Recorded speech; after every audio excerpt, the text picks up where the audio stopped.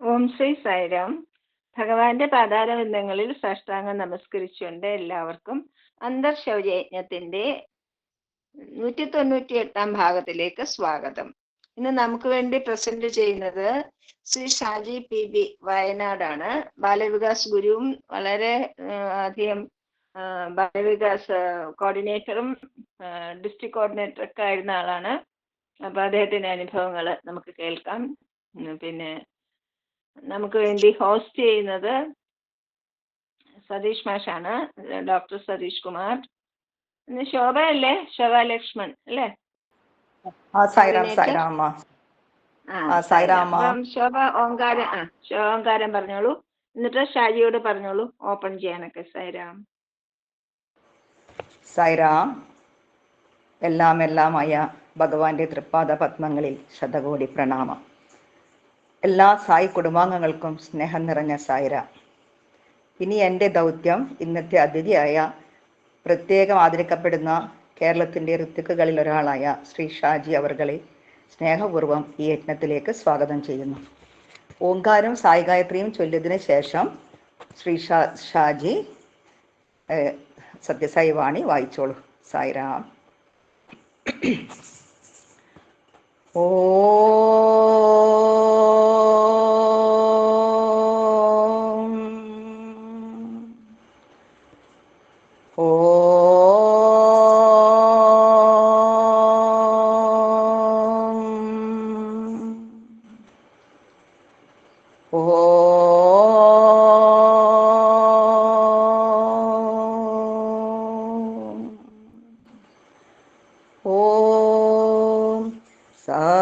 ഈശ്വരായ വിദ്മഹേ സത്യദേവായ ധീമഹി തന്നഃ സർവപ്രചോദയാത്.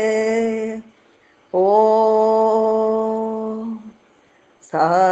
ഈശ്വരായ വിദ്മഹേ സത്യദേവായ ധീമഹി തന്നഃ സർവപ്രചോദയാത്. ഓം ഈശ്വരായ വിദ്മഹേ സത്യദേവായ ധീമഹി തന്നഃ സർവപ്രചോദയാത്. ഓം ശാന്തി ശാന്തി ശാന്തി. ശ്രീ ഷാജി വീഡിയോ ഓൺ ചെയ്തിട്ട് ആദ്യം സത്യസായി വാണി വായിക്കുക, അതിനുശേഷം അനുഭവം പറയുക. സായിരാം. ഷാജി സായിരാം. സായിരാം. ഓം ശ്രീ സായിരാം. കാസർഗോഡിലെ എല്ലാ ഭക്തജനങ്ങൾക്കും വിനീതമായ സായിരാം. കാസർഗോഡിലെ ഈ അന്തർശൗചയജ്ഞം നിരന്തരമായി കൊണ്ട് നടക്കുന്ന കാസർഗോഡിലെ ജില്ലാ പ്രസിഡന്റ് വത്സല മേഡം, അതുപോലെ തന്നെ മറ്റ് എല്ലാവർക്കുമുള്ള എൻ്റെ അഭിവാദ്യങ്ങളും സ്നേഹാദരങ്ങളും അറിയിക്കുന്നു. നമുക്ക് ഇന്ന് ബാലവികാസിനെ കുറിച്ചുള്ള കുറച്ച് കാര്യങ്ങൾ ഭഗവാൻ പറഞ്ഞതിലൂടെയാണ് നമ്മൾ ഇന്ന് സഞ്ചരിക്കുന്നത്. ഭഗവാൻ 1978 June 6 Balavikas Gurez training camp നടക്കുകയുണ്ടായി. അപ്പൊ ആ സമയത്ത് നടത്തിയ പ്രഭാഷണത്തിൽ നിന്നുള്ള ഭാഗങ്ങളാണ് അത്. സത്യസായി സ്പീക്സ് വോളിയം 14 അതിൽ നിന്നാണ് എടുത്തിരിക്കുന്നത്. നോക്കൂ, എന്തൊരു സൗന്ദര്യം ആണ് ഭഗവാന്റെ ഈ ഫോട്ടോയ്ക്ക്. കുട്ടിക്കാണോ നിഷ്കളങ്കത, ഭഗവാനാണോ? വളരെ കൗതുകം ഉണർത്തുന്ന ഒരു ഫോട്ടോ ആണ്. നമുക്ക് ഭഗവാന്റെ വാണിയിലൂടെ ഒന്ന് സഞ്ചരിക്കാം. ഭഗവാൻ പറയുന്നു, ലളിത ജീവിതം, ആത്മീയ അന്വേഷണം, സ്നേഹനിർഭരമായ സേവനം തുടങ്ങിയ ആത്മീയ ആദർശങ്ങൾ പ്രചരിപ്പിക്കുന്നതിനുള്ള പാരിസ്ഥിതിക സാഹചര്യങ്ങൾ തീർച്ചയായിട്ടും കുറവാണ്. പലപ്പോഴും സായിയുടെയോ മറ്റേതെങ്കിലും തരത്തിലുള്ള ദിവ്യത്വത്തിൻ്റെയോ ഭക്തരല്ലാത്ത കുടുംബങ്ങളിലെ കുട്ടികളുമായി ഗുരുക്കന്മാർ ഇടപെടേണ്ടതുണ്ട്. ചിലപ്പോൾ ഗുരുക്കന്മാരുടെ ഭർത്താക്കന്മാർ ഈ ജോലി ഏറ്റെടുക്കുന്നതിലെ സമർപ്പിത തീക്ഷ്ണതയെ നിരുത്സാഹപ്പെടുത്തിയേക്കാം. ബാലവികാസ് ഗുരുക്കന്മാരോടാണ് പറയുന്നത് കേട്ടോ. അപ്പൊ അവരുടെ ബുദ്ധിമുട്ടുകളെ പറ്റിയിട്ടൊക്കെ ഭഗവാൻ പറയുകയാണ്. എന്നിരുന്നാലും ബാലവികാസ് പ്രസ്ഥാനം രാജ്യത്ത് വ്യാപിപ്പിക്കുന്നതിൽ വലിയ വിജയം നേടിയിട്ടുണ്ടെന്ന് എനിക്കറിയാം. എന്നിരുന്നാലും ഈ പ്രവർത്തനത്തിന്റെ വ്യാപനത്തിന് ഇനിയും വളരെയധികം സാധ്യതകളുണ്ട്, പ്രത്യേകിച്ച് ചേരി പ്രദേശങ്ങളിലും ഗ്രാമങ്ങളിലും. മറ്റ് പല പ്രശ്നങ്ങളും ഉണ്ട്. വിവേചനത്തോടും ആഴമായ സ്നേഹത്തോടെയും അവ പരിഹരിക്കുക. ബാലവികാസ് പ്രസ്ഥാനം തുടങ്ങുമ്പോഴും നടത്തിക്കൊണ്ട് പോകുമ്പോഴൊക്കെയുള്ള കാര്യങ്ങളെ പറ്റിയാണ് ഭഗവാൻ പറയുന്നത് കേട്ടോ. കുട്ടികളെ നന്നായി സേവിക്കാനുള്ള ആഗ്രഹത്തോടെ ഈ പ്രശ്നങ്ങളെ നേരിടുക. അവ എളുപ്പത്തിൽ മറികടക്കപ്പെടും. കുട്ടികളുടെ വിദ്യാഭ്യാസത്തിന് വേണ്ടി മാത്രമല്ല, ഗുരുക്കന്മാരുടെയും വിദ്യാഭ്യാസത്തിന് വേണ്ടി കൂടിയാണ് ബാലവികാസ് രൂപകൽപ്പന ചെയ്തിരിക്കുന്നതെന്ന് ക്രമേണ നിങ്ങൾ മനസ്സിലാക്കും. ബാലവികാസ് പ്രവൃത്തികൾ ഗുരുക്കന്മാരുടെ ചിന്തകളെയും വികാരങ്ങളെയും മറ്റേതൊരു സാധനയെക്കാളും അല്ലെങ്കിൽ ആത്മീയ ശിക്ഷണത്തെക്കാളും മികച്ച രീതിയിൽ ഉയർത്തുകയും ഉത്തേജിപ്പിക്കുകയും ചെയ്യും. അപ്പോ ഭഗവാന്റെ വാക്കുകളാണ്. Remember that as gurus, you too have a guru guiding you and overseeing your seva അല്ലെങ്കിൽ സർവീസ്. ഗുരുക്കന്മാർ എന്ന നിലയിൽ നിങ്ങൾക്കും ഒരു ഗുരു ഉണ്ട് എന്നാണ് ഭഗവാൻ പറയുന്നത്. നിങ്ങളെ ഗൈഡ് ചെയ്യുവാനും നിങ്ങളുടെ സേവനത്തിനെ മേൽനോട്ടം വഹിക്കുവാനും ഒരു ഗുരു ഉണ്ടെന്ന് നിങ്ങൾ ഓർക്കണം. അപ്പൊ ഞാൻ ഭഗവാന്റെ ഒരു പടം അവിടെ വെച്ചിരിക്കുകയാണ്. വടവൃക്ഷത്തിന്റെ ചുവട്ടിൽ ഭഗവാൻ ഇരിക്കുന്നതാണ് അല്ലെ. ദക്ഷിണാമൂർത്തിയുടെ സങ്കല്പത്തിലൊക്കെ നമുക്ക് കാണാം വടമൂല നിവാസിനം, അതായത് വിജ്ഞാനത്തിന്റെ ഉറവിടമായിട്ട് ഭഗവാൻ ഇരിക്കുന്നത് കൊണ്ടാണ് അങ്ങനെ വടമൂല നിവാസിയായിട്ട് ഭഗവാനെ ചിത്രീകരിച്ചിരിക്കുന്നത്. ഇത് ശരിക്കും വൃന്ദാവനില് അവിടുത്തെ വൃക്ഷച്ചോട്ടിൽ ഭഗവാൻ ഇരിക്കുന്ന ഒരു ഫോട്ടോ ആണ്. അപ്പോ ഭഗവാൻ തുടർന്ന് പറയുന്നു, അപ്പോൾ നിങ്ങളും വിദ്യാർത്ഥികളാണ്. ഗുരുക്കന്മാരായി പ്രവർത്തിക്കുമ്പോൾ നിങ്ങളും സമത്വം, നിസ്വാർത്ഥ സ്നേഹം എന്നിവയുടെ പാഠങ്ങൾ പഠിക്കുന്നു. അപ്പോൾ അൺകണ്ടീഷണൽ ലവ് എന്നാണ് ഭഗവാൻ പറയുന്നത്. പിന്നെ ബാലവികാസ് ക്ലാസ്സുകളിൽ വ്യത്യസ്ത വിശ്വാസങ്ങളിൽ നിന്നുള്ള കുട്ടികളെ ജനിപ്പിക്കാൻ അല്ലെങ്കിൽ ഉൾക്കൊള്ളിക്കാൻ ശ്രമിക്കണം. അങ്ങനെ അവർ തമ്മിലുള്ള സൗഹൃദം ധാരണയായും ധാരണ എന്ന് പറഞ്ഞാൽ അണ്ടർസ്റ്റാൻഡിങ് എന്നുള്ള ഒരു വേർഡാണ് കേട്ടോ. അണ്ടർസ്റ്റാൻഡിങ് മനസ്സിലാക്കുക സ്നേഹമായും വളരും. തുടക്കത്തിൽ മതങ്ങൾ തമ്മിലുള്ള വ്യത്യാസങ്ങളെ കുറിച്ച് സംസാരിക്കരുത്, പകരം വ്യക്തമായ സമാനതകൾക്ക് ഊന്നൽ നൽകുക.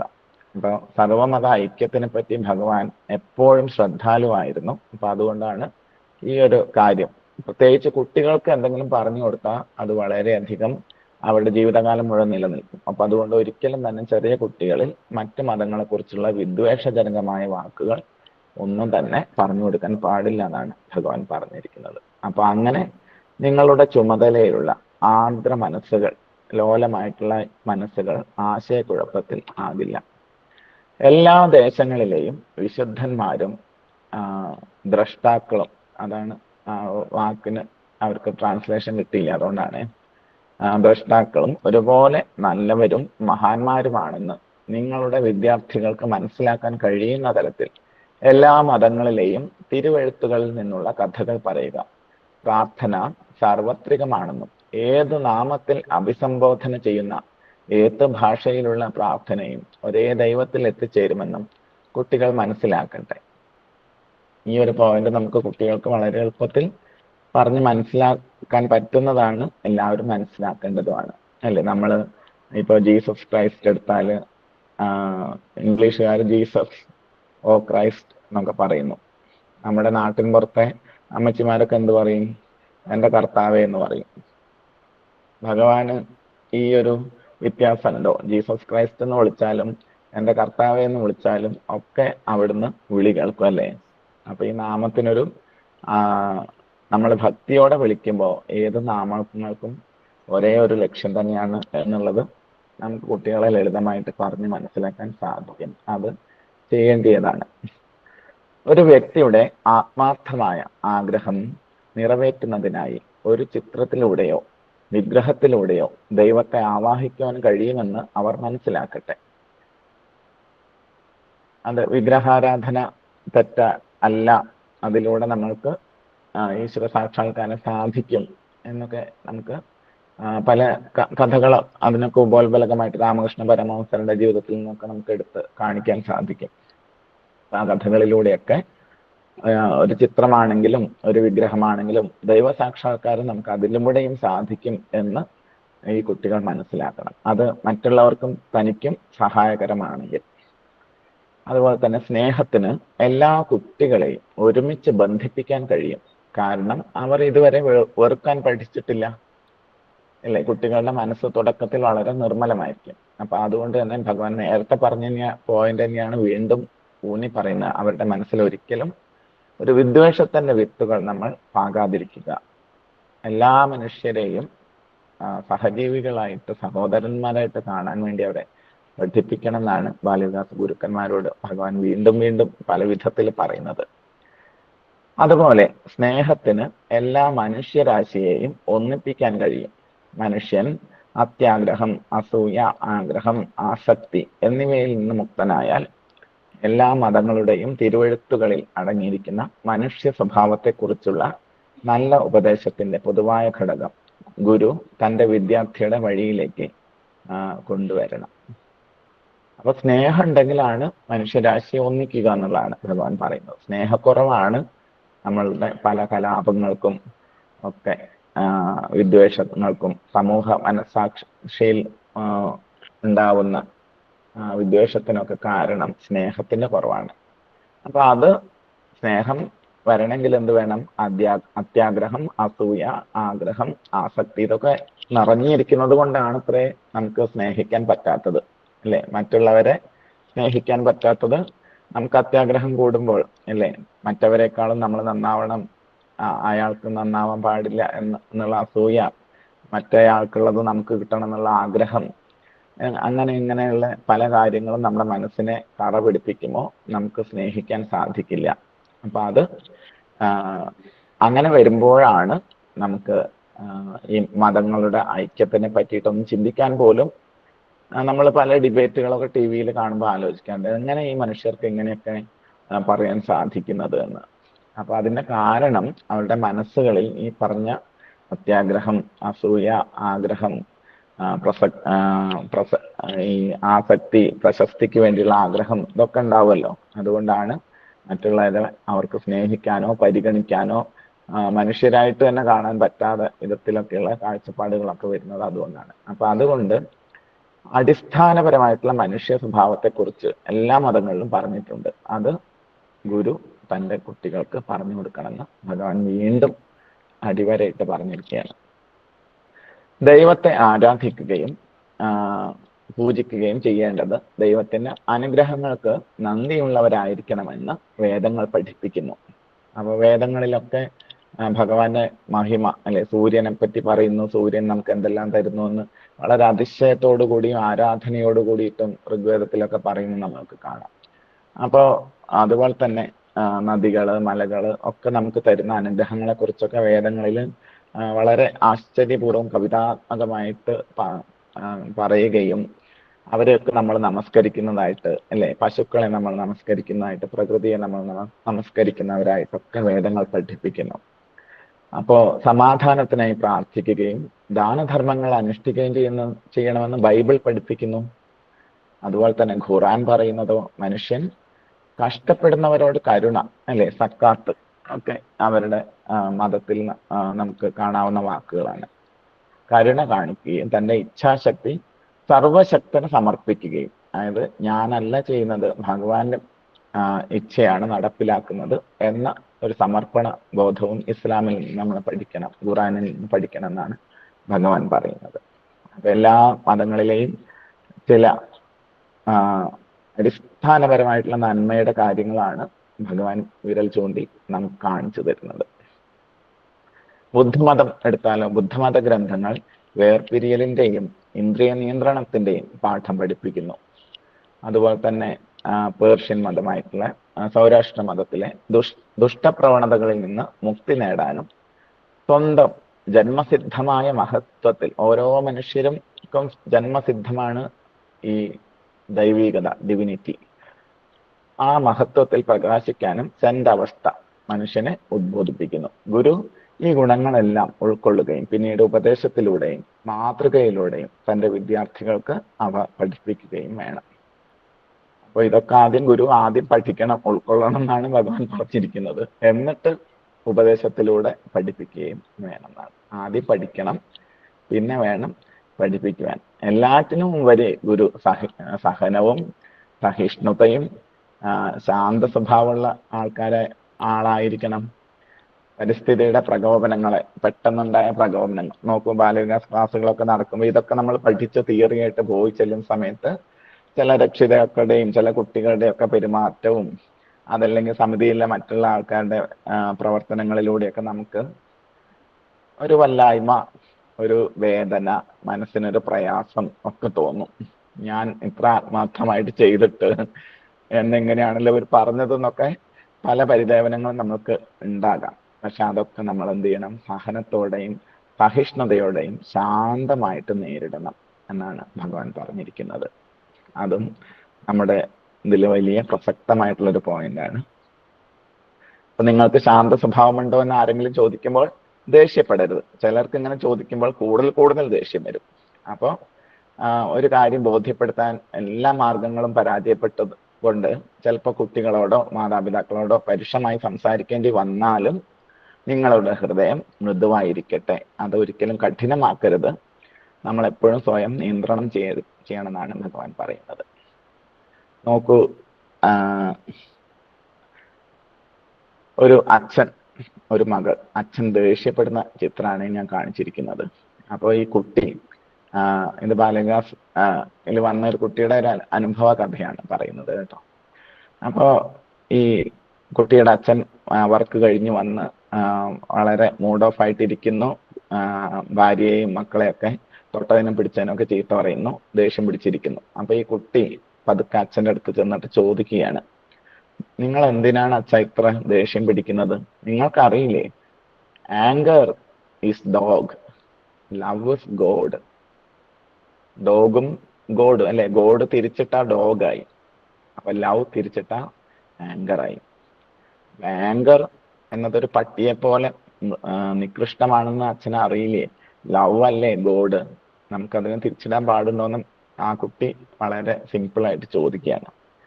അപ്പൊ അച്ഛൻ ആകെ ആശ്ചര്യമായി പോയി. ഇത്ര വലിയ ആശയം ഇത്ര ചെറിയ ഒരു വാക്കുകളിലൂടെ, ലളിതമായ വാക്കുകളിലൂടെ ഈ കുട്ടി എങ്ങനെ പറയുന്നു? എൻ്റെ മകൾക്ക് ഇതാര് പഠിപ്പിച്ചു എന്ന് ചോദിക്കുമ്പോൾ കുട്ടി പറയുന്നു, ഞാനിത് ബാലവികാസ് ക്ലാസ്സിലാണ് പഠിച്ചത്. അപ്പോൾ അതാണ് ബാലവികാസ് ക്ലാസ്സിലൂടെ വരുന്ന ട്രാൻസ്ഫോർമേഷന്റെ കാര്യങ്ങളാണ്, അതിലേക്കാണ് ഞാൻ പറഞ്ഞത്.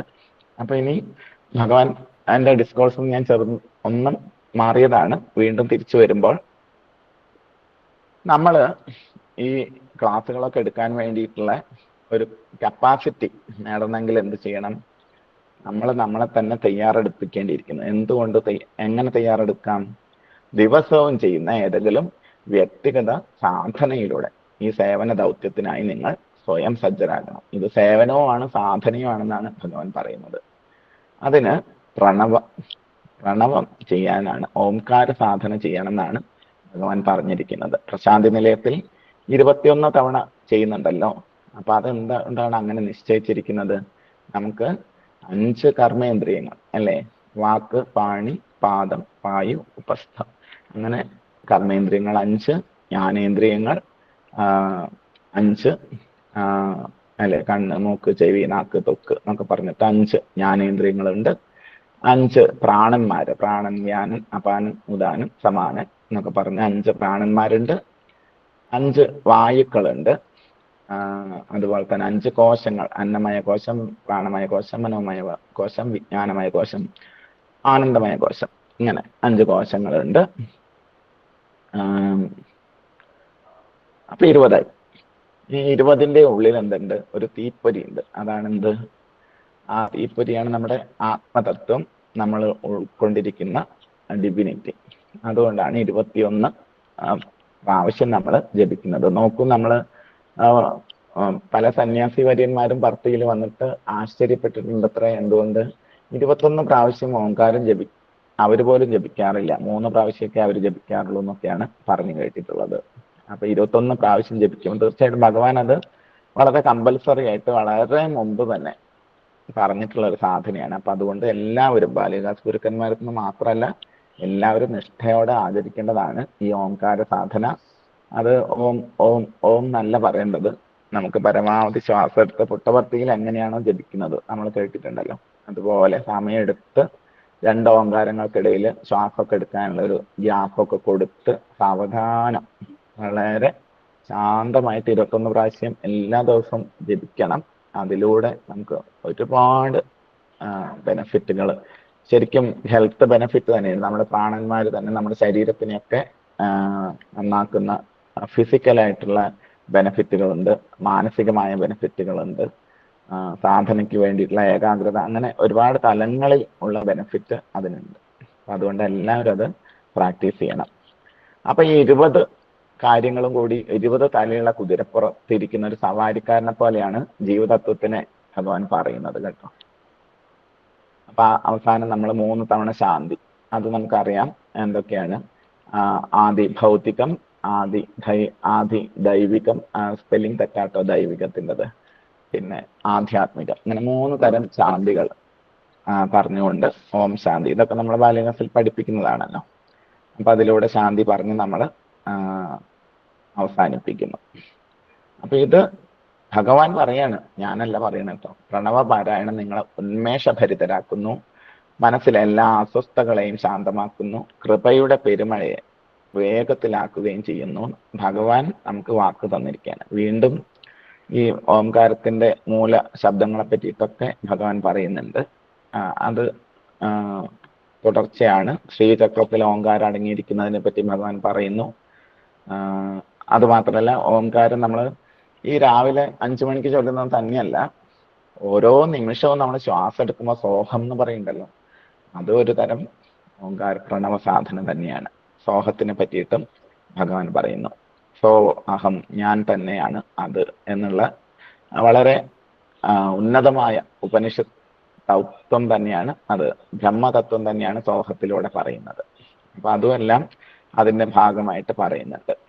എന്നിട്ട് വീണ്ടും ബാല്യദാസിലേക്ക് ഭഗവാൻ തിരിച്ചു വരുന്നു. ഇങ്ങനെ നല്ലൊരു വിഷൻ ഉണ്ടെങ്കിലേ ബാല്യദാസ് നന്നായിട്ട് നമുക്ക് കൊണ്ടെടുക്കാൻ സാധിക്കുള്ളൂ എന്നാണ് ഭഗവാൻ പറയുന്നത്. അപ്പൊ ഗുരുക്കന്മാരും കുട്ടികളും ഈ സ്പിരിച്വൽ സാധന വളരെ നിഷ്ഠയോട് കൂടിയിട്ട് ചെയ്യണം എന്നാണ് പറഞ്ഞിരിക്കുന്നത്. അപ്പോൾ ഇനി എൻ്റെ ബാല്യദാസ് അനുഭവത്തിലൂടെ പോവുകയാണ്. ബാല്യദാസ് കോർഡിനേറ്റർ ആയിട്ടൊക്കെ കുറെ കാലം സേവനം അനുഷ്ഠിക്കാൻ സാധിച്ചു. കുറച്ചു കാലം ബാല്യദാസ് ക്ലാസ്സുകളും എടുത്തിട്ടുണ്ട്. കോവിഡിന്റെ സമയത്ത് 2 വർഷത്തോളം നമ്മൾ ഓൺലൈൻ ക്ലാസ് കാസർഗോഡ് എടുത്തിട്ടുണ്ടായിരുന്നു എന്ന് എനിക്ക് തോന്നുന്നു, അല്ലേ? അപ്പോൾ ഞാനല്ല കേട്ടോ, കാസർഗോഡ് ടീം. അപ്പോൾ നമ്മൾ വയനാട്ടിൽ ഇങ്ങനെ ഓൺലൈനായിട്ട് നമ്മൾ എടുത്തിരുന്നു. ഒരുപാട് കുട്ടികൾ വരികയും ചെയ്തിരുന്നു. അപ്പോൾ 3 ഗ്രൂപ്പൊക്കെ ആയിട്ട് നമ്മൾ എല്ലാ ഗുരുക്കന്മാരും ഒരുമിച്ച് അത് എടുത്തിരുന്നു. അപ്പോൾ ഇത് ഞാൻ കാണിക്കുന്നത് നമ്മൾ കുട്ടികളിൽ നിന്നും പഠിക്കണം എന്ന് ഞാൻ ബാല്യവികാസിൽ നിന്ന് മനസ്സിലാക്കി എന്നുള്ളതാണ്. അപ്പോൾ നമ്മൾ അങ്ങോട്ട് പഠിപ്പിക്കുക മാത്രമല്ല, നമ്മൾ പഠിപ്പിക്കുമ്പോൾ കുട്ടികൾ നമ്മളെ പലതും പഠിപ്പിക്കും. അപ്പൊ കുട്ടികളിൽ നിന്ന് ഞാൻ പഠിച്ച ഒരു പാട്ടാണ് ഇത്. ഞാൻ ചെറുതായിട്ട്, നിങ്ങൾ കേട്ടിട്ടുണ്ടോയെന്ന് എനിക്കറിയില്ല. എന്തായാലും ഞങ്ങളുടെ ബാല്യവികാസ് ക്യാമ്പുകളിലൊക്കെ വളരെ സുന്ദരമായിട്ട് പാടുകയും എല്ലാവരും ആസ്വദിക്കുകയും ചെയ്യുന്ന ഒരു പാട്ടാണിത്. അമ്മ എന്നമ്മ, പ്രകൃതി എന്നമ്മ, നമ്മളെല്ലാവരും മക്കൾ. അമ്മ വിടത്തുന്ന പൂക്കൾ, മാനസോല്ലാസത്തിനാക്കൾ. നുള്ളിയെടുക്കില്ല നുള്ളിയെടുക്കില്ല നുള്ളിയെടുക്കില്ല ഞങ്ങൾ. അമ്മയൊഴുക്കും പുഴകൾ, ജീവജലത്തിൻ നദികൾ മലിനമാക്കിയിടില്ല, മലിനമാക്കിയിടില്ല, മലിനമാക്കില്ല ഈ ഞങ്ങൾ. ഇത് തിരുനെല്ലിയിൽ കൂടെ ഒഴുകണം പുഴയാട്ടോ. തിരുനെല്ലി അമ്പലത്തിൽ പോയപ്പോൾ ഞങ്ങൾ എടുത്തൊരു ഫോട്ടോ ആണ്. അമ്മ തൻ ശ്വാസമാവായോ, ജീവന്റെ ജീവനാവായോ, വിഷലിപ്തമാക്കില്ല, വിഷലിപ്തമാക്കില്ല, വിഷലിപ്തമാക്കില്ല ഞങ്ങൾ. അമ്മ എന്നമ്മ, പ്രകൃതി എന്നമ്മ, നമ്മളെല്ലാവരും മക്കൾ. ഇത് കുട്ടികള് എനിക്ക് പാടി ഞാൻ വളരെ കൗതുകത്തോട് കേട്ട് പഠിച്ചതാണ്. അവരെ മറ്റൊരു ഗുരു പഠിപ്പിച്ചതാണ് കേട്ടോ. അത് വേറൊരു കഥയുണ്ട്. പക്ഷെ എന്നാലും നമ്മളെപ്പോഴും കുട്ടികളിൽ നിന്ന് പഠിക്കാനും ഉത്സുകരായിരിക്കണം. കുട്ടികൾ ചിലപ്പോൾ നമ്മളോട് സംശയമൊക്കെ ചോദിക്കും അല്ലേ? അപ്പൊ നമ്മൾ എങ്ങനെ അവരെ നേരിടണം? ചിലപ്പം ഗുരുക്കന്മാർക്ക് ദേഷ്യം വരും. ഇപ്പൊ ഞാൻ പറഞ്ഞത് അങ്ങോട്ട് പഠിച്ചാൽ പോരെ, അനക്കിപ്പോ എന്തിനാ അതിന്റെ അപ്പുറമുള്ളതൊക്കെ അറിയണത്? അങ്ങനെ നമ്മൾ പറയരുത്. നമ്മൾ കുട്ടികളോട് പറയുക. കാരണം ഇപ്പോ ഗൂഗിളൊക്കെ ഉള്ളത് കൊണ്ട് എല്ലാ കുട്ടികൾക്കും ഒന്ന് ടൈപ്പ് ചെയ്താൽ ഗുരുക്കന്മാരെക്കാൾ സ്പീഡിൽ ഉത്തരങ്ങളൊക്കെ കണ്ടുപിടിക്കാൻ സാധിക്കും. അപ്പൊ നമ്മൾ അവരോട് പറയണം, കുട്ടി എനിക്ക് അറിയില്ല കേട്ടോ, നിങ്ങൾ ചോദിച്ചതിന്റെ ഉത്തരം ഞാൻ വേണമെങ്കിൽ നോക്കിയിട്ടൊന്ന് അടുത്ത ക്ലാസ്സിൽ പറഞ്ഞുതരാം എന്ന് പറയുക. എന്നിട്ട് വേഗം ഗൂഗിൾ എടുക്കുക. അല്ലെങ്കിൽ മുതിർന്ന ഗുരുക്കന്മാരൊക്കെ ഉണ്ടാവുമല്ലോ, അപ്പൊ അവരോടൊക്കെ ചോദിച്ചാൽ എന്തായാലും കിട്ടും. നോക്കൂ, നമ്മളിപ്പം മഹാലക്ഷ്മി അഷ്ടകം പഠിക്കുന്നു.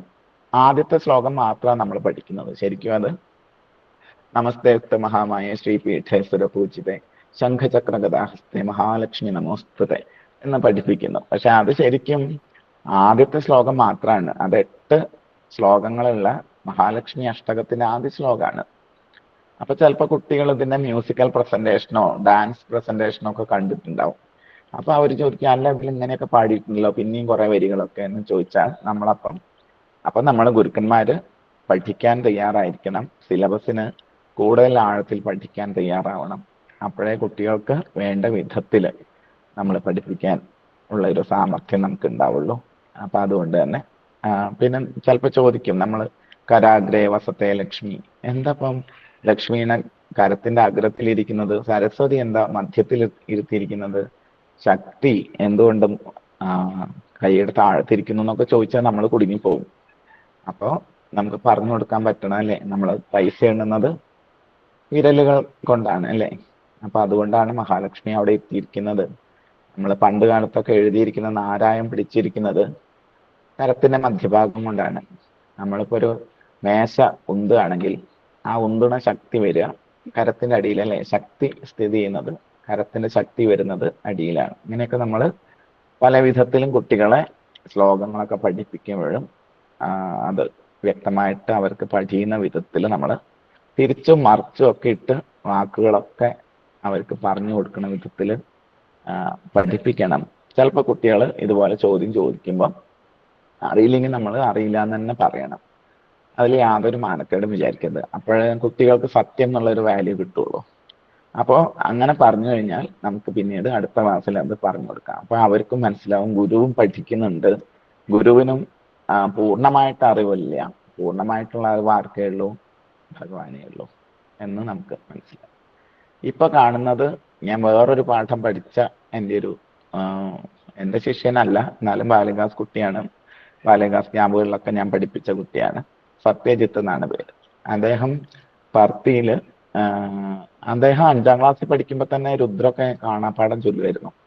നമ്മുടെ ഡിസ്ട്രിക്ട് പ്രസിഡന്റിന്റെ ഏട്ടന്റെ മകനാണ് സഞ്ജു. അപ്പൊ ഓൾ ഇന്ത്യ പ്രസിഡന്റ് ഉള്ള ഒരു വേദിയിൽ ഈ 5ാം ക്ലാസ്സുകാരൻ 10 വയസ്സുള്ള കുട്ടി ശ്രീരുദ്രം കാണാതെ ചൊല്ലുന്ന കണ്ടിട്ട് ഓൾ ഇന്ത്യ പ്രസിഡന്റ് സ്റ്റേജിലേക്ക് വിളിച്ച് അഭിനന്ദിക്കുകയൊക്കെ ചെയ്തിട്ടുണ്ടായിരുന്നു അദ്ദേഹത്തെ. അപ്പൊ ഇദ്ദേഹം കഴിഞ്ഞതിന്റെ മുമ്പത്തെ വർഷമാണെന്ന് തോന്നുന്നു ഓണത്തിന് കച്ചേരി, ഹിന്ദുസ്ഥാനി കച്ചേരി അവതരിപ്പിക്കാൻ ഭാഗ്യം സിദ്ധിച്ചു. ഞാൻ പറഞ്ഞു വന്നത് ഇതൊന്നുമല്ല, ഇത്രയും മെച്ചപ്പെട്ട ഒരു കുട്ടിയാണ് ഈ കുട്ടി. ഈ പറഞ്ഞ പോലെ ചെറിയ കുട്ടിയായിരുന്നപ്പോൾ ഞാൻ ബാലവികാസ് ക്യാമ്പ് നടത്തി കേട്ടോ. അപ്പോൾ ആ സമയത്ത് നമുക്ക് ഈ വിദ്യാജ്യോതി എന്ന് പറഞ്ഞ പ്രസ്ഥാനം വന്നു. അപ്പോൾ അതിനെ പറ്റിയിട്ട് 2 വാക്ക് കുട്ടികൾക്ക് പറഞ്ഞു കൊടുക്കണം എന്ന് പറഞ്ഞു. അപ്പൊ അങ്ങനെ ഞാൻ പറഞ്ഞു കൊടുക്കുക വിദ്യാജ്യോതി എങ്ങനെ ഉണ്ടായത്. അപ്പൊ ബാംഗ്ലൂരിലെ ഒരു സ്കൂളില് ഒരു കുട്ടി ഉണ്ടായിരുന്നു. ഈ കുട്ടി എന്തോ ഒരു പേരൊക്കെ ഞാൻ പറഞ്ഞു കേട്ടോ, ഗോവിന്ദനോ എന്തോ ഒരു പേരൊക്കെ പറഞ്ഞു. ഈ ഗോവിന്ദന് സ്കൂളിൽ പോവാൻ വലിയ ഇഷ്ടമായിരുന്നു. പക്ഷെ പോകുന്ന സമയത്ത് കുട്ടിക്ക് പാഠപുസ്തകം വാങ്ങിക്കാനും കളർ പെൻസിൽ വാങ്ങിക്കാനും ഒന്നും പൈസ ഉണ്ടായിരുന്നില്ല. അങ്ങനെ പിന്നെ ബുദ്ധിമുട്ടായി. അപ്പൊ അതുകൊണ്ട് നന്നായി പഠിക്കാൻ ആ കുട്ടിക്ക് സാധിച്ചില്ല. അപ്പൊ അങ്ങനെയുള്ള കുട്ടികളെ സഹായിക്കാൻ വേണ്ടിയിട്ടാണ് ഈ വിദ്യാജ്യോതി എന്നുള്ള പദ്ധതിയൊക്കെ തുടങ്ങിയത്. അപ്പൊ സ്കൂളുകളിൽ ആവശ്യമുള്ള ബെഞ്ചുകളും ഡെസ്കുകളും ഇവരെ പോലെയുള്ള കുട്ടികൾക്ക് കളിക്കാനും പഠിക്കാനൊക്കെയുള്ള അന്തരീക്ഷം, കളിക്കാനുള്ള ടോയ്സ്, ഇങ്ങനെയുള്ള കാര്യങ്ങളൊക്കെ ഒരുക്കി കൊടുക്കുക എന്നൊക്കെയാണ് ഈ പദ്ധതി കൊണ്ടുവന്നതെന്നൊക്കെ ഞാനിങ്ങനെ വളരെ വിസ്തരിച്ച് കുട്ടികളുടെ മുമ്പിൽ പറഞ്ഞു. കുട്ടി ഈ സഞ്ജു മുമ്പിൽ ഇരിക്കുന്നുണ്ട്, ഒന്നാമത്തെ ബെഞ്ചിൽ തന്നെ ഇരിക്കുന്നുണ്ട്. ഞാൻ വളരെ കാര്യമായി 20 മിനിറ്റ് പ്രസന്റേഷനും കഴിയുമ്പോൾ ഈ കുട്ടി എണീറ്റെന്ന് ചോദിക്കുക, അല്ല ഷാജി മാഷെ, ആ കുട്ടിക്ക് എന്ത് സംഭവിച്ചു? അയാള് പഠിച്ചോ പിന്നെ എന്ന് ചോദിച്ചു. സത്യം പറഞ്ഞ ഞാൻ തന്നെ ആകെ വല്ലാതായിപ്പോയി. അപ്പൊ എന്താന്ന് വെച്ചാൽ നമ്മള് ഇതൊരു കഥയായിട്ട് പറഞ്ഞു വന്നു. ഈ കുട്ടികളാണെങ്കിലോ ഇത് ഉൾക്കൊള്ളുന്നത് എങ്ങനെയാണ്? അവർക്കത് പേഴ്സണലായിട്ട് അങ്ങേയറ്റത്തെ ഹൃദയത്തിൽ ഏറ്റെടുത്തിട്ടാണ് നമ്മൾ പറയുന്ന ഓരോ കഥകളും അവരെ ഏറ്റെടുക്കുന്നത്. അപ്പോ എനിക്ക് പോലും ഈ കുട്ടി എന്തായെന്നുള്ള ആകാംക്ഷയോ ഉത്കണ്ഠയോ ഇല്ല. പക്ഷെ കേട്ടിരുന്ന ഈ കുട്ടികൾക്ക് ആ കുട്ടി തങ്ങളുടെ ഒരു സഹോദരനാണ്, ആ കുട്ടിക്ക് നല്ലോണം പഠിപ്പ് കിട്ടിയോ, അയാൾ നന്നായിട്ട് പഠിച്ചുവോ, ഉന്നത നിലയിലെത്തിയോ, സന്തോഷമായിട്ടിരിക്കുന്നോ എന്നൊക്കെയുള്ള ഒരു ഉത്കണ്ഠ ആ കുട്ടിക്ക് ഉണ്ടായിന്. അത് കണ്ടപ്പോൾ ഞാൻ തന്നെ ആ കുട്ടി അങ്ങനെ നമസ്കരിക്കുണ്ടായി മനസ്സിൽ കേട്ടോ. പുറമെ നമസ്കരിക്കാൻ പറ്റില്ലല്ലോ. അപ്പൊ എന്നിട്ട് ഞാൻ പറഞ്ഞു കൊടുത്തു. ഞാൻ പറഞ്ഞു, മോനെ ഇല്ല കേട്ടോ, ആ കുട്ടി നന്നായി പഠിച്ചു, ഇതിലൂടെ വന്നു എന്നൊക്കെ പറഞ്ഞിട്ട് ഞാൻ കുട്ടിയെ സമാധാനിപ്പിച്ചു. അപ്പൊ നോക്കൂ, നമ്മളെക്കാളൊക്കെ നിഷ്കളങ്കമായിട്ടുള്ള മനസ്സാണ് കുട്ടികൾക്കുള്ളത്. അപ്പൊ അതുകൊണ്ട് നമ്മൾ കുട്ടികളോട് ഇടപഴകുമ്പം നമ്മൾ നല്ലോണം ശ്രദ്ധിക്കണം. നമ്മുടെ അടുത്തുള്ള യാതൊരു നെഗറ്റീവും കുട്ടികൾക്ക് കൊടുക്കരുത്, ഒന്നാമത്തെ കാര്യം. രണ്ടാമത്തെ കാര്യം, നമ്മൾ പരമാവധി ഭഗവാന്റെ ഒരു പോസിറ്റീവായിട്ടുള്ള എനർജി വേണം ഭഗവാന് ഇവർക്ക് കൊടുക്കാൻ വേണ്ടിയിട്ട് എന്നുള്ളതാണ്. പിന്നെ ബാലവികാസ് ക്യാമ്പുകളിൽ ഇതുപോലെ തന്നെ ധാരാളം നല്ല അനുഭവങ്ങൾ ഉണ്ടായിട്ടുണ്ട്. ഒരുപാട് വർഷങ്ങളായിട്ട് ഞാൻ എല്ലാ ബാലവികാസ് ക്യാമ്പിലും പങ്കെടുക്കുന്നുണ്ട്. അതിന്റെ ആസൂത്രണം മുതൽ നടത്തിപ്പിലെ എല്ലാ കാര്യങ്ങളിലും കുട്ടികളുടെ കൂടെ നിൽക്കുന്നത് കൊണ്ട് തന്നെ ഒരുപാട് നല്ല രസമുള്ള അനുഭവങ്ങൾ ഉണ്ടായിട്ടുണ്ട്. അപ്പൊ പലപ്പോഴും ചിലപ്പോൾ നമുക്ക് സംസാരിക്കാനുള്ള ആള് വരില്ല. അപ്പൊ നമ്മൾക്ക് പെട്ടെന്ന് ഒരു ഗെയിമൊക്കെ കൊടുക്കേണ്ടി വരും, അല്ലെങ്കിൽ ഒരു ക്വിസ് കോമ്പറ്റീഷൻ നടത്തേണ്ടി വരും. ഇങ്ങനെയുള്ള കാര്യങ്ങളൊക്കെ നമ്മൾ എപ്പോഴും റെഡി ആയിട്ടിരിക്കണം. അപ്പോഴാണ് ക്യാമ്പൊക്കെ നന്നാവുക. അടുത്ത വർഷത്തെ, അതായത് ഈ വർഷത്തെ ക്യാമ്പിന് കാസർഗോഡ് ജില്ലാ പ്രസിഡന്റ് എന്നെ ക്ഷണിച്ചിട്ടുണ്ട്. ഞാൻ ഒഴിവുണ്ടെങ്കിൽ തീർച്ചയായിട്ടും വരാമെന്നും പറഞ്ഞിട്ടുണ്ട്. കാസർഗോഡത്തെ കുട്ടികളൊക്കെ എനിക്ക് കാണണമെന്നും ആഗ്രഹമുണ്ട്. ഭഗവാൻ അനുഗ്രഹിച്ചാൽ നടത്താമെന്ന് വിചാരിക്കുന്നു. ഇനി അടുത്തത് ചെറിയൊരു സൈലന്റ് സിറ്റിംഗ് ആണ് കേട്ടോ. അതായത് ഞാൻ ബാലവികാസ് ക്ലാസ് എടുക്കുന്ന സമയത്ത് പെട്ടെന്ന് ഇതുപോലെ ഒരു സൈലന്റ് സിറ്റിംഗ് ചെയ്യാം എന്നെനിക്ക് തോന്നി. അങ്ങനെ സൈലന്റ് സിറ്റിംഗ് എടുത്തപ്പോൾ അവിടെ മറ്റു ഗുരുക്കന്മാരൊക്കെ ഉണ്ടായിരുന്നു, കുട്ടികളും ഉണ്ടായിരുന്നല്ലോ. അപ്പൊ അവർക്കൊക്കെ വളരെ ഇഷ്ടപ്പെട്ടു. അപ്പൊ നിങ്ങൾക്കും അത് ഇഷ്ടപ്പെടുമോന്ന് അറിയില്ല. നമുക്കൊരു 2 മിനിറ്റ് ഒന്ന് ശ്രമിച്ചു നോക്കാം. എല്ലാവരും ഒന്ന് കണ്ണടച്ചിരിക്കാമോ? സായിരാം, എല്ലാവരും കണ്ണടച്ചൊന്ന് വിശ്വസിക്കുന്നു. നമ്മൾ ഒരു വനാന്തരത്തിലേക്ക് യാത്രയാവുകയാണ്. നിങ്ങളെല്ലാവരും കുട്ടികളായിട്ടോ.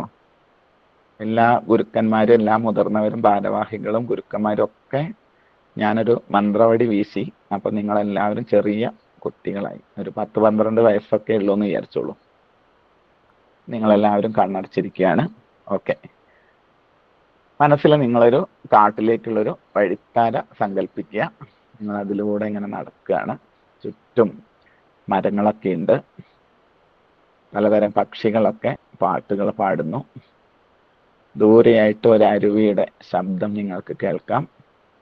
നിങ്ങൾ നദിയുടെ കരയിലേക്ക് നടന്നെടുക്കുന്നു. നോക്കൂ, അവിടെ വളരെ വലിയൊരു വൃക്ഷം നിൽക്കുകയാണ്. വൃക്ഷം നമ്മളെ ചിരിച്ചുകൊണ്ട് വരവേൽക്കുകയാണെന്ന് നമുക്ക് തോന്നുന്ന വിധത്തിൽ അതിൻ്റെ കൊമ്പുകളൊക്കെ കാറ്റത്ത് വീശിക്കൊണ്ടും അതിൻ്റെ സുഗന്ധമുള്ള പുഷ്പങ്ങൾ താഴെ വീഴിച്ചുകൊണ്ടും നമ്മളെ സ്വാഗതം ചെയ്യുന്നതായിട്ട് നമുക്ക് തോന്നുന്നു. നമ്മൾ സാവധാനം ആ വലിയ വൃക്ഷരാജന്റെ സമീപത്തിലേക്ക് എത്തുന്നു. ആ വൃക്ഷത്തിന് ചുറ്റും നമ്മൾക്കൊന്ന് നടന്നു നോക്കാം. നോക്കുക, വലിയ വൃക്ഷമാണ്. അതിന് ചുറ്റും വേരുകൾ ഉയർന്നു നിൽക്കുന്നു. വേരുകളുടെ ഇടയിൽ വലിയ കുളങ്ങൾ പോലെ കല്ലുകളൊക്കെ നിറഞ്ഞ നീരുറവകൾ സ്ഥിതി ചെയ്യുന്നു. ഈ ഉറവയിലൊക്കെ ചെറിയ തവളകളൊക്കെ നിൽക്കുന്നുണ്ട്. തവളകളുടെ ശബ്ദം നമുക്ക് കേൾക്കും. നമ്മൾ നടന്നു വരുമ്പോൾ തവളകൾ ചാടിപ്പോകുന്നു. മരത്തിലൂടെ അണ്ണാർക്കണ്ണന്മാർ ഓടിപ്പോകുന്നു. ചില പൊത്തുകളിൽ നിന്ന് നീലപ്പൊന്മാനെ പോലെയുള്ള പക്ഷികൾ പുറത്തേക്ക് തല നീട്ടുന്നു. നമ്മൾ വൃക്ഷത്തിന്റെ ചുറ്റും നടക്കുന്നു. വൃക്ഷത്തിന്റെ മുകളിലേക്ക് നമ്മൾ നോക്കുന്നു. ഉയരത്തിൽ ഇലകളെല്ലാം പൊഴിച്ചുകൊണ്ട്, ഇലകളെല്ലാം കാറ്റത്ത് വീശിക്കൊണ്ട് മരം നിൽക്കുകയാണ്. മരം എത്രയോ കിളികൾക്ക് ആശ്രയമൊരുക്കുന്നു. എത്രയോ കിളികൾ വർഷങ്ങളായി അതിൽ കൂട് കൂട്ടുന്നു. വലുതാകുമ്പോൾ അത് പറന്നു പോകുന്നു. വൃക്ഷം എല്ലാവരെയും സ്നേഹത്തോടെ സ്വീകരിക്കുന്നു. അവ പറന്നു പോകുമ്പോൾ വൃക്ഷം പരിഭവം പറയുന്നില്ല.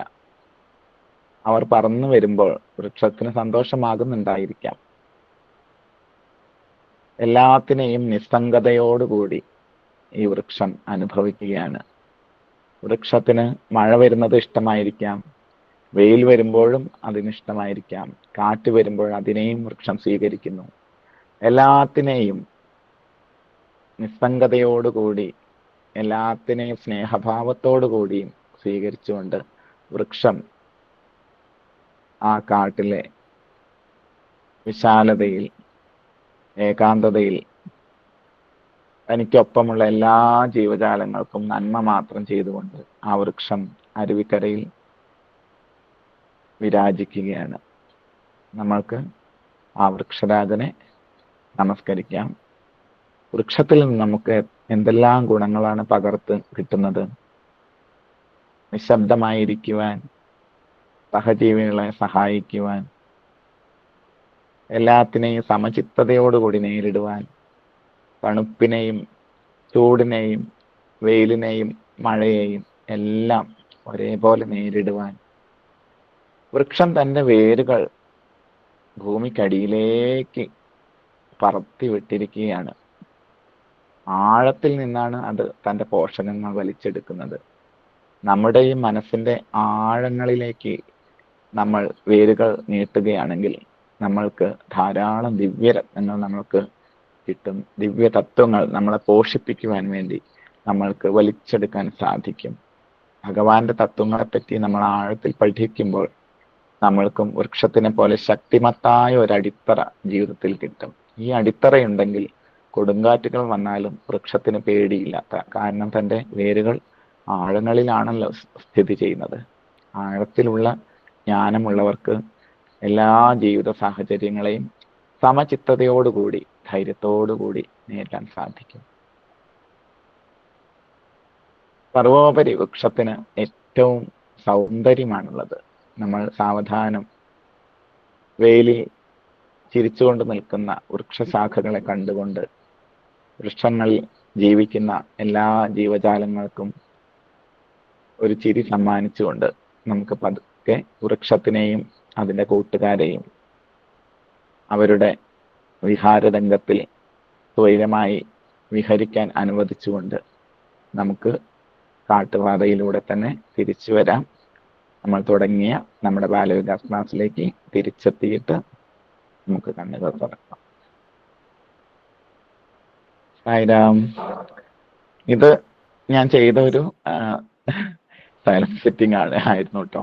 ഇത് എല്ലാവർക്കും അന്ന് ഇരുന്ന കുട്ടികൾക്കും കുറച്ച് ഗുരൂസ് ഉണ്ടായിരുന്നു, അവർക്കൊക്കെ ഭയങ്കര ഇഷ്ടപ്പെട്ടു. അത് പെട്ടെന്ന് എനിക്ക് തോന്നിയതാണ്, ഞാൻ പ്ലാൻ ചെയ്ത് പോയതായിരുന്നില്ല. ഇങ്ങനെ ഒരു വൃക്ഷം എൻ്റെ മനസ്സിലേക്ക് വന്നു. അപ്പൊ അതിനെപ്പറ്റി ഞാൻ പറഞ്ഞു തുടങ്ങിയപ്പോൾ ഈ വാക്കുകളൊക്കെ എനിക്ക് ഭഗവാൻ തന്നെ തോന്നിച്ചതുപോലെ വന്നതാണ്. അപ്പൊ അതിനുശേഷം അടുത്ത ആഴ്ച ഞാൻ ആ വൃക്ഷത്തിന്റെ അടുത്തുകൂടി പോകുന്ന അരുവിയുടെ കഥ പറഞ്ഞു. മലമുകളിൽ നിന്ന് അരുവി എങ്ങനെ ഉത്ഭവിക്കുന്നു, കടലിലേക്ക് പോകുന്നത് വരെയുള്ള അതിന്റെ വഴികളെ പറ്റിയിട്ട് ഒരു വലിയ കഥ, നീണ്ട കഥ ഞാൻ ഉണ്ടാക്കിയിട്ട് കുട്ടികൾക്ക് പറഞ്ഞു കൊടുത്തു. അപ്പോ ഞാൻ പറഞ്ഞു വന്നത്, ഇതൊക്കെ സംഭവിച്ചത് ബാലികാസ് ക്ലാസ്സിൽ ഞാൻ ഇരിക്കുന്നത് കൊണ്ടും കുട്ടികളോട് ഇടപഴകുന്നത് കൊണ്ടും കുട്ടികളോട് നമുക്ക് എന്തെന്നില്ലാത്ത വാത്സല്യവും പ്രേമവും ഉള്ളത് കൊണ്ട് മാത്രമാണ്. ഇല്ലെങ്കിൽ നമ്മൾ എന്ത് ചെയ്യും? നോക്കൂ, നമ്മൾക്ക് കാലം ഉണ്ട്, കർമ്മമുണ്ട്. ഭഗവാന്റെ മറ്റൊരു ഡിസ്കോഴ്സ് ഞാൻ ഇന്നലെ വായിച്ചപ്പോൾ കിട്ടിയതാട്ടോ, കാലം കർമ്മം കർത്തവ്യം. വെച്ചാൽ കാലം ഉണ്ടല്ലോ നമുക്ക്, ഈ പ്രസന്റ്. അപ്പൊ ഈ പ്രസന്റിൽ നമുക്ക് ചെയ്യാവുന്നതാണ് കർമ്മം. നമ്മൾ വെറുതെ ഇരുന്നാലും കാലം പോകും അല്ലേ? അതേസമയം നമ്മൾ ബാലവികാസ് പോലെയുള്ള അർത്ഥവത്തായ സേവനങ്ങളിൽ ഭഗവാന്റെ കർമ്മങ്ങളിൽ ഏർപ്പെടുകയാണെങ്കിലോ അപ്പോഴും കാലം കടന്നു പോകും, പക്ഷെ അത് അർത്ഥപൂർണമായിരിക്കും. അപ്പൊ അങ്ങനെ ഭഗവാന്റെ ഈ ബാലവികാസ് പ്രസ്ഥാനത്തിൽ വന്നതുകൊണ്ട് മാത്രമാണ് എനിക്ക് ഇങ്ങനെയൊക്കെ ഉള്ള ആശയങ്ങൾ കിട്ടാനും അതിനെപ്പറ്റി പഠിക്കാനും. കുട്ടികളെ മുമ്പിൽ നാണം കെടാൻ പറ്റില്ലല്ലോ, ഒരു പ്രാവശ്യമൊക്കെ അറിയില്ല എന്ന് പറയാൻ പറ്റുമല്ലേ? അപ്പൊ എന്തായാലും നമ്മൾ ശ്ലോകമൊക്കെ എടുക്കുന്നതിന് മുമ്പ് നമ്മൾ തീർച്ചയായിട്ടും നമ്മൾ 3-4 പ്രാവശ്യമെങ്കിലും അത് വായിക്കുകയും പഠിക്കുകയും ഒക്കെ ചെയ്യും. അപ്പൊ അത് നമുക്ക് തന്നെയാണ് ഗുണം വരുന്നത്. ഭഗവാനും അത് തന്നെയാണ് ഡിസ്കോഴ്സിൽ പറഞ്ഞത്, നമ്മൾ ആദ്യം വായിച്ചു. അപ്പോൾ അങ്ങനെ തന്നെയാണ് നമുക്കും പുരോഗതി, കുട്ടികൾക്കും പുരോഗതി. പിന്നെ കുട്ടികൾക്കൊക്കെ എന്ത് സംഭവിച്ചു എന്നൊക്കെ വർഷങ്ങൾ കഴിയുമ്പോഴാണ് നമ്മൾ ഓരോ കുട്ടികളും നമ്മളെ അടുത്ത് വന്ന് മാഷെ എന്നെ ഓർമ്മയുണ്ടോ, ഞാൻ പണ്ട് ബാലികാസ് പഠിച്ച കുട്ടിയാന്നൊക്കെ പറയുമ്പോഴാണ് നമ്മൾ പിന്നീട് അതിൻ്റെയൊക്കെ ഒരു ഫലം നമ്മൾ അറിയുന്നത്. നമ്മുടെ കുട്ടികളൊന്നും തീർച്ചയായിട്ടും വഴിതെറ്റി പോയില്ല, സമൂഹത്തിലെ ഏറ്റവും മാതൃകയായിട്ടുള്ള കുട്ടികളായിട്ട് അവർ തീരും എന്ന് പറഞ്ഞുകൊണ്ട് അവിടെ സമയമായി തോന്നുന്നു. അപ്പൊ നമുക്കിവിടെ സമയമായി അതിക്രമിച്ചു. അപ്പൊ അതുകൊണ്ട് തന്നെ എല്ലാവരും ബാലികാസ് പ്രസ്ഥാനത്തിൽ സഹകരിക്കണമെന്നും മറ്റ് ഭഗവാന്റെ ഈ ഒരു 100ാമത്തെ ജന്മവർഷത്തില് ബാലികാസ് മാത്രമല്ല മറ്റ് ഭഗവാന്റെ എല്ലാ പ്രവർത്തനങ്ങളിലും പങ്കെടുക്കണമെന്നും പ്രാർത്ഥിച്ചുകൊണ്ട് നമ്മുടെ ഇന്നത്തെ ഒരു യജ്ഞം ഭഗവാന്റെ പാദങ്ങൾ സമർപ്പിക്കുകയാണ്. ഭഗവാൻ സൃഷ്ടിച്ച ശ്രീരാമന്റെ ദിവ്യമായ മോതിരം നമുക്കൊന്ന് കാണാം. അതുകൊണ്ട് അത് കൂടി കണ്ടുകൊണ്ട് നമുക്ക് ഇന്നത്തെ ഒരു അന്തർശൗചയജ്ഞം ഇവിടെ നമുക്ക് സമാപിക്കാം. ഭഗവാന്റെ ഇട്ടോളൂ.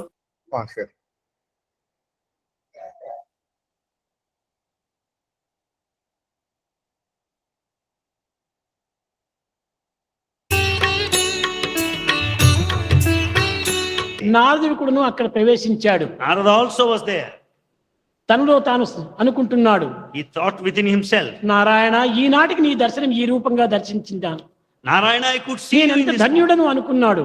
I am really great and fortunate. కానీ రాముడు అక్కడ ఒక చక్కని నాటకం ఆడుతూ వచ్చాడు. But Rama started enacting a drama there. ఆ రూము లోపల పండుకున్నాడు. He slept in that room. ఒక కాలును కాలు పైన వేసుకున్నాడు. He had got one leg over ఏదో another. నడిచి నడిచి వచ్చి నొప్పి కలిగినట్టుగా ఆ కాలును తాను ఒత్తుకుంటూ ఉన్నాడు. As if he was very much tired and there's pain in the legs, he started pressing there. తక్షణమే లోపలికి వెళ్ళి ఈ పాదసేవ నేను చేస్తున్నా అని అనుకుంటున్నాడు ఈ నారదుడు. Narada started feeling, why can't I press your feet? భగవంతుడు తన పాదసేవ తానే చేసుకుంటున్నాడా? God is just pressing his own ఏమిటి నీ feet. Leela? What's all this? భగవంతుడా, నిన్ను కనుగొనటం ఎవరి తరము? Oh God, who can know you? నిన్ను గనుగొన్న కలమా, Can we know you? అణువు కంటే అతి సూక్ష్మ రూపుడవు, ఘనము కంటే అతి గణనీయుడవు. You are smaller than that of an atom and biggest of the big. 84 లక్ష జీవముల అని ఎమ్మున నెడబాయకుందువట, అణువురేణు తృణకాష్టము మొదలు అఖండ రూపుడవై వెలయుదుట, నిన్ను గనుగొన్న గల్లమా. You are always in the 84 lakhs of species of the beings around.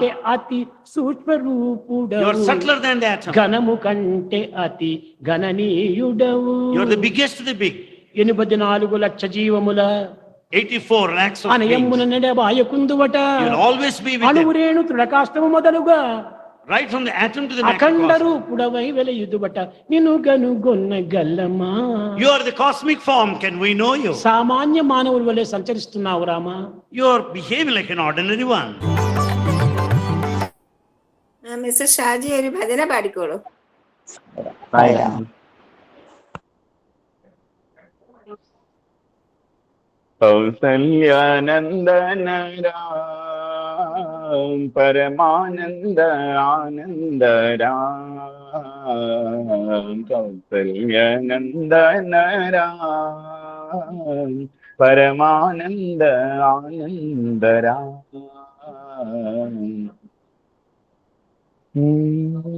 Jaya ശിരടീശ പക്തീശരാം Jaya പ്രശാന്തി സാईशराम जय शिरडीश पक्तീശരാം जय प्रशांति साईशराम कौसल्यनंदनराम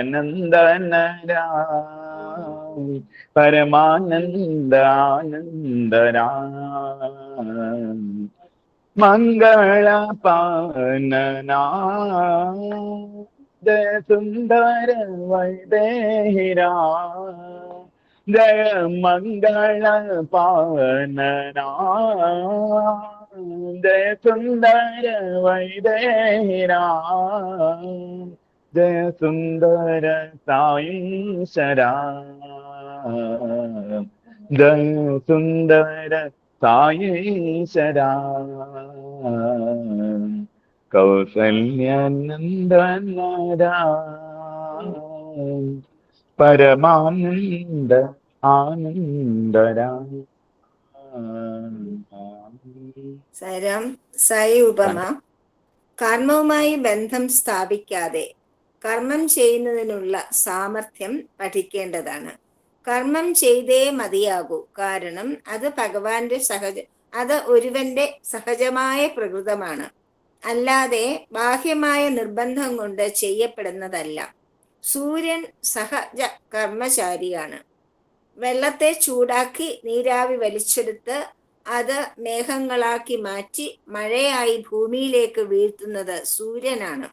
ആരും അങ്ങനെ ചെയ്യുന്നതിന് സൂര്യനെ പഠിപ്പിച്ചിട്ടില്ല. അതുപോലെ തന്നെ നിങ്ങൾ സഹജ കർമ്മങ്ങൾ ചെയ്യുമ്പോൾ അത് ഭാരമായി തോന്നുകയില്ല. നിങ്ങൾ സ്വാഭാവികമായ കർമ്മത്തിൽ നിന്നും വ്യതിചലിച്ച് മറ്റു കർമ്മങ്ങളിൽ ഏർപ്പെടുമ്പോഴാണ് നിങ്ങൾക്ക് അത് ദുരിതമായി തോന്നുന്നത്. ഒരു പോലീസുകാരന്റെ കർമ്മം സഹജ കർമ്മമല്ല. അതിനാൽ തൻ്റെ പോലീസ് വേഷം അഴിച്ചു മാറ്റി സാധാരണ വേഷം ധരിക്കുമ്പോൾ അയാൾക്ക് സന്തോഷം തോന്നുന്നു. ഒരു കുഞ്ഞ് കരയുമ്പോൾ എല്ലാവരും തൊട്ടിലിനടുത്തേക്ക് ഓടിയെത്തുന്നു. എന്തുകൊണ്ടെന്നാൽ കുഞ്ഞിന്റെ സഹജമായ പ്രകൃതം സംതൃപ്തിയോടെ പുഞ്ചിരിക്കുക എന്നതാണ്. അതുപോലെ ലാഭകാംക്ഷയോടുകൂടി ചെയ്യുന്ന കർമ്മങ്ങൾ അവയുടേതായ ഫലങ്ങൾ സംഭരിക്കുന്നു. അവ നമുക്ക് പിന്നീട് പ്രാരബ്ധ കർമ്മങ്ങളായി വരുന്നു. അതുകൊണ്ട് അവ മനുഷ്യനെ ബന്ധനസ്ഥനാക്കുന്നവയാണ്. എന്നാൽ ഫലകാംക്ഷയില്ലാതെ നിഷ്കാമമായി ചെയ്യുന്ന കർമ്മങ്ങളും അവയുടെ ഫലങ്ങളിൽ നിന്നും നിങ്ങളെ സ്വതന്ത്രനാക്കുന്നു. ജയ സായിരാം. സായിരാം. ഇനി ശാന്തി മന്ത്രം. സമസ്തലോകാഃ സുഖിനോ ഭവന്തു സമസ്തലോകാഃ സുഖിനോ ഭവന്തു സമസ്തലോകാഃ സുഖിനോ ഭവന്തു. ഓം ശാന്തി ശാന്തി ശാന്തി. സായിരാം.